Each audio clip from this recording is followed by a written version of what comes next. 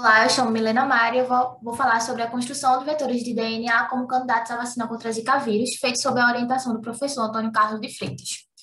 Bom, esse trabalho tem como objetivo sustentável a saúde e bem-estar, uma vez que visa a produção de uma vacina de DNA de caráter profilático.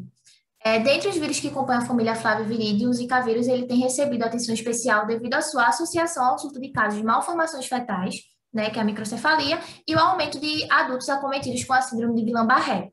Então, sua principal forma de transmissão ocorre através do mosquito do gênero Aedes, com destaque ao Aedes aegypti. Além da transmissão vetorial, a infecção pelo Zika ela pode ocorrer via transmissão materno-fetal, através da gravidez, relações sexuais e através de fluidos como amostras de sêmen, urina e saliva. O Zika ele é um vírus envelopado cujo genoma ele é composto por um RNA de fita simples e senso positivo, com cerca de 11 mil pares de bases, que codifica apenas uma poliproteína que, quando é processada, ela dá origem a 3 proteínas estruturais, que é a do capsídeo, pré-membrana, membrana e a do envelope, e a 7 proteínas não estruturais, que vai de NS1 a NS5. A proteína do envelope ela é responsável pela fusão viral às células dos hospedeiros, nos flavivírus, e é o principal alvo da ação dos anticorpos neutralizantes. Ela é composta por 3 domínios estruturais, como a gente pode ver, o ED1, o ED2 e o ED3. O ED3 ele é a região do envelope mais conhecida por potentes anticorpos neutralizantes de vírus específicos.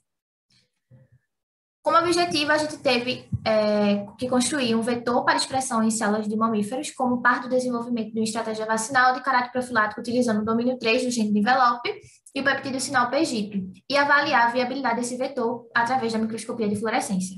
Então, foi necessário obter e amplificar as sequências-alvo, que é o ED3, PGIP e GFP, que é a sequência da proteína verde fluorescente, adicionar essas sequências a um vetor de expressão PVAX e avaliar a expressão de duas construções, que é PVAX, PGIP, ED3, GFP e PVAX, ED3, GFP, através da microscopia de fluorescência. Bom, a metodologia ela constituiu inicialmente na amplificação das sequências GFP e PGIP por PCR convencional para posterior clonagem no vetor de expressão PVAX. Essas sequências que foram amplificadas, elas foram purificadas e foram digeridas com as enzimas de restrições específicas. Após a digestão, a reação de ligação entre o vetor e cada uma das sequências foi realizada. O gene do interesse AD3, ele estava previamente clonado no vetor de propagação PGEN, ele foi digerido e foi também inserido no vetor PVAX. A técnica utilizada para a inserção do plasmídio na célula hospedeira foi a de choque térmico, e a célula utilizada foi a E. coli, né, da linhagem DH5-alfa. As colônias que foram transformadas, elas foram analisadas quanto à presença da construção através do kit de extração plasmidial.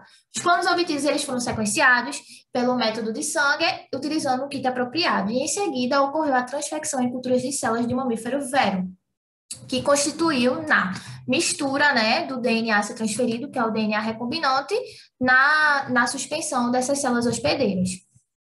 Em seguida, a essa mistura foi submetida a um pulso elétrico de alta voltagem que possibilitou a entrada do DNA recombinante na célula-alvo. Após essa eletroporação, as células foram fixadas na lâmina e foram observadas mediante microscopia eletrônica. Bom, essa imagem, ela representa, né, as duas construções, em que esse gel aqui de cima, ele representa a construção da PVAX CD3-GFP.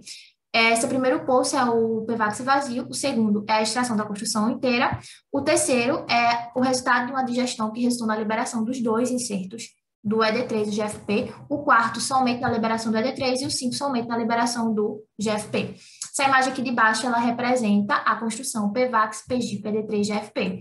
Primeiro poço também, vetor PVAX vazio. O segundo poço é a extração dessa construção toda.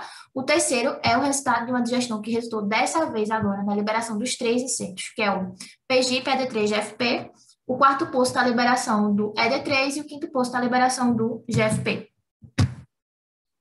Bom, as expressões dessas construções, elas foram avaliadas em culturas de células de mamífero por microscopia de fluorescência, em que o gene repórter GFP ele permitiu sim observar a expressão da proteína-alvo. Como a gente pode ver, a fluorescência, ela aparece em todas as construções, né, que contêm o GFP, que vai de A a D.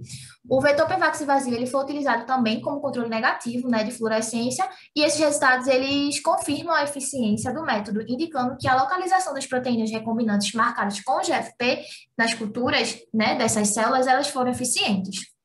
Então, nesse trabalho, 2 construções, né, foram obtidas, que é o PVAX CD3-GFP e PVAX PGI-PD3-GFP, em que a sequência sinalizadora PGIP ela foi capaz, sim, de aumentar a expressão da proteína em culturas de células transfectadas, e as informações aqui geradas, elas podem ser utilizadas, né, para a execução de futuros experimentos, para avaliar em vivo a capacidade imunogênica dessas construções, visando o desenvolvimento de novas estratégias vacinais contra o Zika.